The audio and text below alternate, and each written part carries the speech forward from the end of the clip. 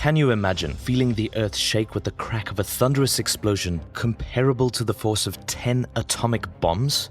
The volcano of Krakatau, a volcanic island situated in the Sunda Straits of Indonesia, holds a notorious place in history due to its cataclysmic eruption in 1883.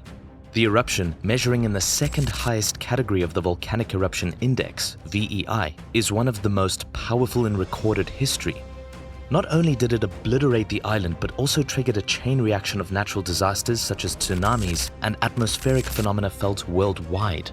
Beyond the geological impact, the eruption of Krakatau had profound sociological consequences on the neighboring communities. The disaster resulted in significant loss of life, displacement of populations, and disruption of livelihoods. Societal structures were reshaped as survivors grappled with the aftermath, fostering resilience and adaptability. Moreover, the global interconnectedness of the late 19th century meant that news of Krakatau's eruption reached far-flung regions, influencing public perception of natural disasters and prompting discussions on preparedness and mitigation. Krakatau's eruption serves as a poignant reminder of the intricate relationship between geological events and their far-reaching sociological implications. The unparalleled benefits of settling close to a volcano. Before moving into the deep end of this wonderful example of volcanic history, let's address the obvious question on everyone's mind. Why would communities settle close to such an unforgiving danger such as a volcano? There are numerous reasons for this, including sociological, agricultural, and historical reasons. Looking at volcanic history like that of Krakatau's, we have to understand that the people and communities affected were from a different time and didn't have the skills of adaptation that we have today. We must consider that the lives of generations of communities and populations located nearby inherited their lifestyle and, through traditional means of living, were bound to the mountain. Living close to a volcano can have both advantages and obvious disadvantages, and the benefits may vary depending on the specific context. Here are some potential benefits. Rich soil. Volcanic soil is often highly fertile due to the mineral-rich volcanic ash and lava which spews minerals and nutrients from deep beneath the Earth's surface, making it excellent for agriculture. Many communities near volcanoes benefit from this fertile soil for farming. Mineral resources. Volcanic regions may have valuable mineral deposits created by geological processes associated with volcanic activity. This can lead to economic opportunities for mining and resource extraction. Cultural and educational value. Living near a volcano can provide a unique cultural and educational opportunities. Local communities often have rich folklore, traditions, and knowledge associated with the volcanic landscape, contributing to a distinct cultural identity. Because of the life-giving characteristics and awesome destructive power, it should come as no surprise that volcanoes in Indonesia and elsewhere were sometimes worshipped as holy mountains. Despite these potential benefits, it's crucial to acknowledge the associated risks, such as the possibility of volcanic eruptions, ashfall, and other hazards. Communities in volcanic areas need to implement proper monitoring, preparedness, and mitigation measures to ensure the safety and well-being of their residents. It's safe to say these measures were not available to the people surrounding Krakatau, as the volcano hadn't erupted for hundreds of years prior to this eruption. Now, looking from a perspective of curiosity, how are these earthly engines created? What are the geological reasons such a powerful volcano was created in this region? The origins of Krakatau. Krakatau, also known as Krakatoa, is an active volcano situated between Java and Sumatra in Indonesia. It had a history of intermittent eruptions, but none as devastating as what occurred in 1883. To understand the gravity of this geological god, we need to look into the geological background of this legendary volcano. Krakatau was part of the Pacific Ring of Fire, an area known for its intense seismic and volcanic activity. The Sunda Straits, where Krakatau was located, was the convergence point of several tectonic plates, creating a volatile environment. Scientists, even back in the 19th century, were aware of Krakatau's potential for a major eruption. Specifically, the volcano of Krakatoa is located on Krakatau Island in Indonesia's Sunda Strait, which separates Sumatra and Java. Its devastating eruption in 1883 was among the worst in recorded history. Krakatau is located in an area of intense seismic and volcanic activity, where the Eurasian and Indian-Australian tectonic plates collide. A cone-shaped mountain made of altering layers of cinder and ash and volcanic rock flows was formed by the volcano some million years ago.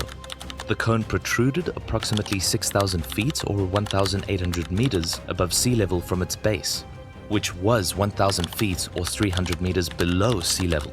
Later on, the mountain's summit was obliterated, creating a 4-mile or 6-kilometer wide caldera, or bowl-shaped depression.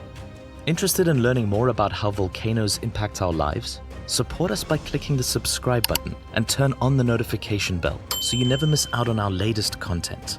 Now back to the video. The infamous eruption of 1883. What is the key history surrounding this volcano? What do we know about the most significant eruption to date?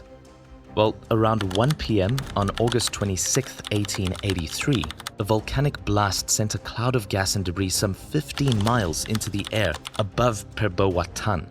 It would be the first in a series of increasingly powerful explosions over the next 21 hours, culminating in a gigantic blast around 10 a.m. on August 27th that propelled ash some 50 miles into the air and could be heard as far away as Perth, Australia, a distance of some 2,800 miles. About 9 square miles of the island, including both Perbawatan and Danan, plunged underwater into the caldera to a depth of about 820 feet below sea level. Krakatau's violent eruption killed more than 36,000 people. Relatively few of the victims were killed by the tephra, the volcanic rock, and hot volcanic gases produced by the blasts themselves. But tens of thousands more people drowned in the series of tsunamis caused by the volcano's collapse into the caldera, including a 120-foot high wall of water that formed just after the climactic blast and wiped out 165 coastal villages on Java and Sumatra. For comparison, the 2004 Indian Ocean tsunami measured 167 feet at its peak. As evidence of the tsunami's devastating power, water crashed onto the steamship Bero, nearly a mile inland on Sumatra, killing all its crew members. What was the effect on surrounding human populations? The 1883 Krakatau eruption measured a 6 on the Volcanic Explosivity Index, VEI, the second highest category, with a force of 200 megatons of TNT. By comparison, the bomb that destroyed the Japanese city of Hiroshima in 1945 had a force of 20 kilotons, or nearly 10,000 times less power. Krakatau's eruption sent 6 cubic miles of rock, ash, dust and debris into the atmosphere, darkening the skies and producing vividly colored sunsets and other spectacular effects around the world. Writing from England, poet Gerard Manley Hopkins described skies of green, blue, gold and purple. Quote, "More like inflamed flesh than the lucid reds of ordinary sunsets. The glow is intense. That is what strikes everyone. It has prolonged the daylight and optically changed the season. It bathes the whole sky. It is mistaken for the reflection of a great fire." End quote. Dense clouds immediately lowered temperatures in the immediate area as the dust spread. According to later studies, the eruption likely caused a drop in average global temperatures for several years. Other climactic changes occurred thousands of miles from Indonesia. It seems no corner of the globe was left untouched. The amount of rainfall in Los Angeles, 38.18 inches, in the months following the Krakatau eruption remains the city's highest annual rainfall on record. Though Krakatau was far from the most powerful volcanic eruption in history, the eruption near Tambora in 1815, for example, measured a 7 on the VEI. It's arguably the most famous. Its 1883 eruption became the first truly global catastrophe, thanks to the recently installed worldwide telegraphic network, which instantly broadcasts news of the eruption all over the world. Krakatau's cataclysmic eruption in 1883 left an indelible mark on history, both geologically and sociologically. The volcanic explosion, with its unprecedented scale and global reach, reshaped landscapes and triggered environmental phenomena felt across the world. The sociological impact, evident in the loss of life, displacement of communities, and reconfiguration of societal structures, underscores the profound interconnectedness between natural disasters and human societies.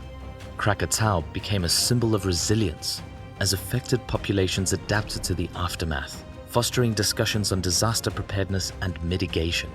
Furthermore, the eruption highlighted the global interdependence of the late 19th century, as news of the disaster resonated worldwide, influencing perceptions of natural calamities.